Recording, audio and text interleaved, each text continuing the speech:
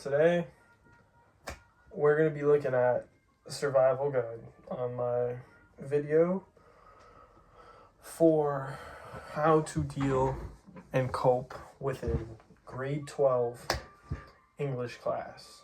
Specifically, Mr. Berman's university level grade 12 English.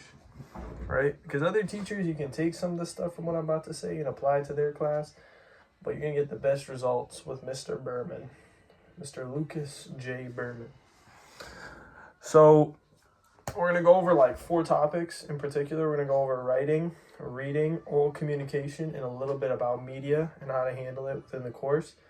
Like, just to start with the basics, right? It's an English course, so we're going to look over writing.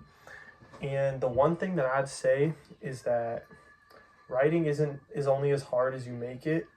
You don't have to write the most complex thing known to man. You just have to write it well. You don't have to like sit there and give like a brand new perspective on writing. You don't have to sit there and be like, oh, I believe this is something new just simply due to the fact that you think like point A and point B give you C because of like 16 different sub like groups. No, you don't have to do that. Your writing just only needs to be clear, and you need to like have clear communication of your points. You don't need to go and get 15 points and not explain it well. You need to go get 2 points and explain both of those points really well, and you have yourself like a body paragraph or 2, usually 2, especially if you just explain it, right? Like you want clarity, you want to be able to read it over, know what it's saying, and you want to be able to give it to a friend and for them to understand what you're talking about in your paragraph. Like that's the goal when you're writing something. Your structure should be pretty simple. Always stick with MLA. Don't tread too far to one thing or the other. You should just stay within MLA. Most of the time, if there is like a new formatting that's like wanted to be used, it'll be brought up and taught to you. But the easiest way to structure your essays is use your MLA formatting. And you want to go very simply put an intro that introduces your thesis or your theme. And from the intro, create yourself like a bridge paragraph. I feel this is the way I do it personally, right? Like I go intro, and the first body paragraph I spend like a sentence or 2 bridging my intro to my body paragraph, right? So like let's say my theme is like chocolate is the best candy.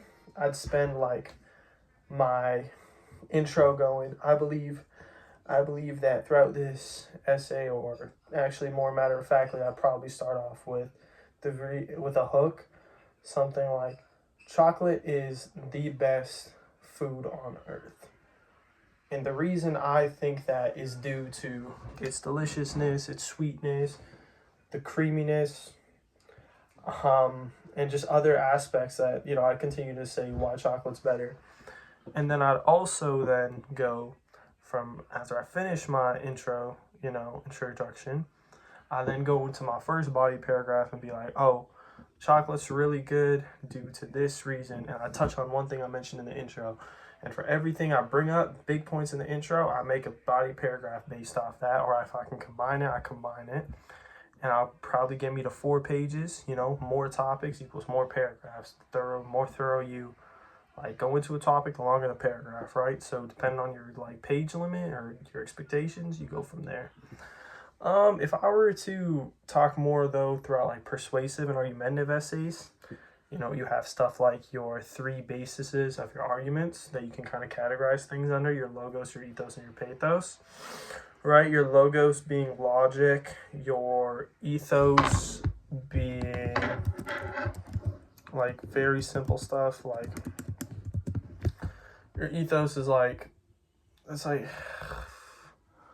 almost like your character, right, is the best way to like explain it, right? Like what you believe, like the credentials, your confidence, like your morals, stuff like that, right? With your logos, you get references, you get data, right? You can build an ethos off of a logos, kind of, right? You can transition those two arguments, right? And it's like, you know, those are like the two most common when it comes to logic. Like, let's say I'm out here arguing that LeBron James is better than Michael Jordan, which he is.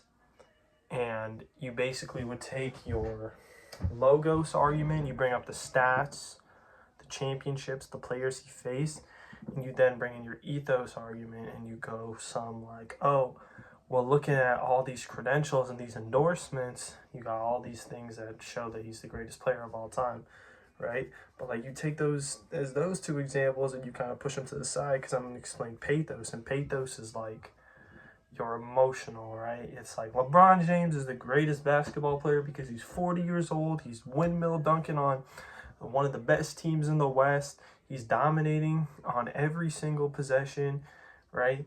You've seen him grow up. We've all watched him as we've grown up. We've grown up with LeBron James, and he's still putting up the same amazing stats he was when we were younger.